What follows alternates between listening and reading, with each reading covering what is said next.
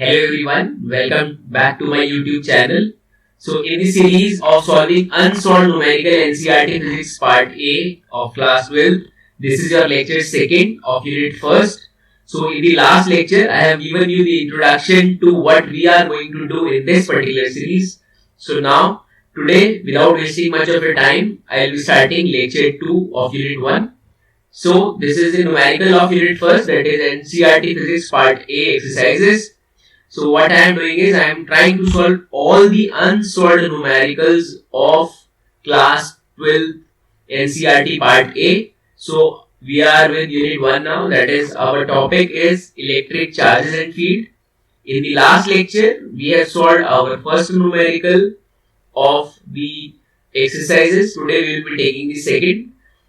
And as I said in the last class also, same I am repeating that if you have any kind of doubt or any query related to any questions of unsolved part of NCERT physics, whether it is part A or B, you can mail me at gaganmansal12345 @gmail.com.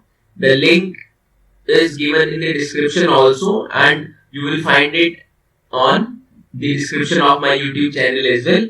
So let's start with question 2 directly. So question 1.2 of electric charges and field. As I said in the last class also, in the last video, that before solving any of the numerical, what we are going to do is we are trying and we will take it as a game. Yes, exactly, as a game. So first of all, for solution, what we will be doing is, let me read the question first.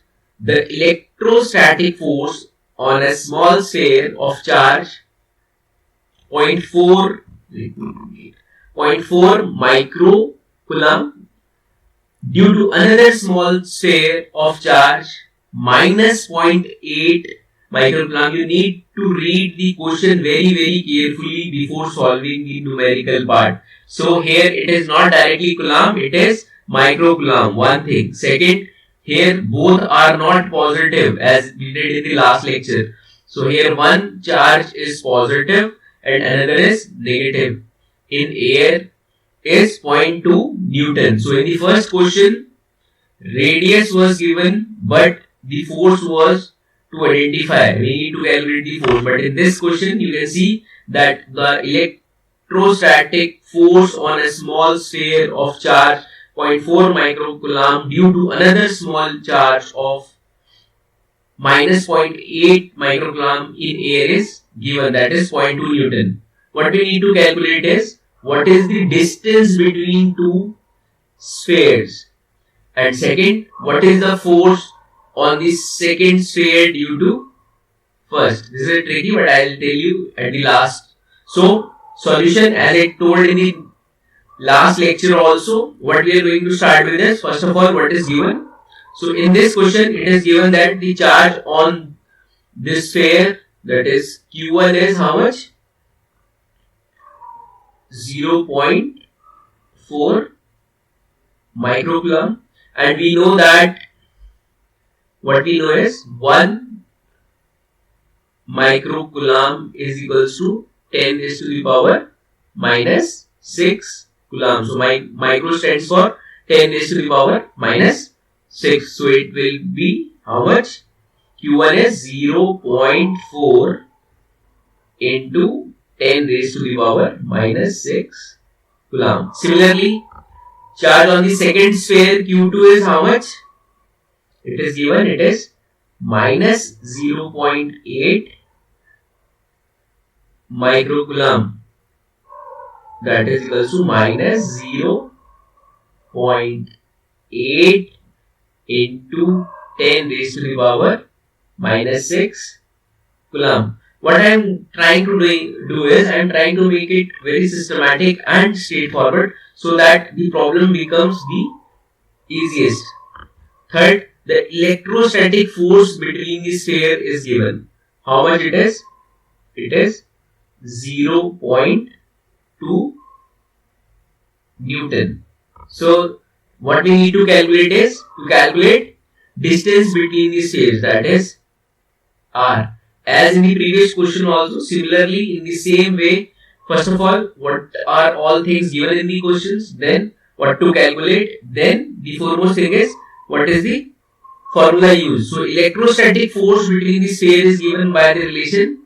We know the formula. So formula used here will be the same, that is F equals to Q1 Q2 upon 4 pi epsilon naught R square. But in this particular question, F is given, Q1 is given, Q2 is given, and 1 upon 4 pi epsilon naught. This we already know. All we need to calculate is R square. That is, in this particular case, in this formula, Q1 is this, Q2 is charge on second sphere, 4 pi epsilon naught, where this epsilon naught is your permittivity of free space.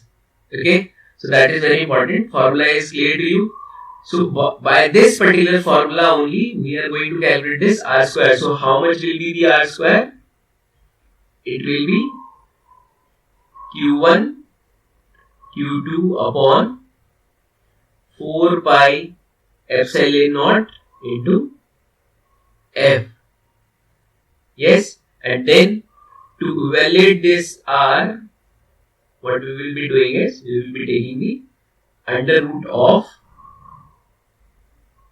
this particular formula, that is under root of Q1 Q2 upon 4 pi epsilon naught F, that is under root of Q1 Q2 upon 4 pi epsilon naught F. Yes. Okay, so putting all these values, we know Q1, we know Q2, we know 1 upon 4 pi epsilon naught F. So now what I am going to do is, I am going to put the value. We know that 1 upon 4 pi epsilon naught, it is a constant, which is equals to 9 into 10 raised to the power 9. What was the formula? I am just writing it exactly the same as we did in the last. Newton meter square per coulomb square. Okay, as I told in the last numerical also, same thing I am repeating again and again. Before solving any numerical related to any of the topic of any subject, what we will be doing is, we will be keeping all the formulas with us related to that particular topic, so that when we repeat all these things again and again, you can cram all these things by heart, you can learn all these things by heart, and then finally you can execute all these things in the best possible way. So we have a constant 1 upon 4 pi epsilon naught, where epsilon naught is the permittivity of free space. So 1 upon 4 pi epsilon naught equals to 9 into 10 raised to the power 9 Newton meter square per coulomb square. So putting all these values where in your R, that was how much? Under root of, again I am writing Q1 Q2 upon 4 pi epsilon naught into F. So putting these values, under root of 1 upon 4 pi epsilon naught is how much? 9 into 10 raised to the power 9 into Q1 is how much? It is given in the question. It is 0.4 into 10 raised to the power minus 6 into how much? 0.8 into 10 raised to the power how much? Minus 6, because microcoulomb it is given, upon how much? Force, that is 0.2. So try to solve this. What we will be getting? We will be getting the value of R. So R is, on calculating R, it comes out to be how much? Under root of 144 into 10 raised to the power minus 4, which is equals to under root of 0.01 0.44.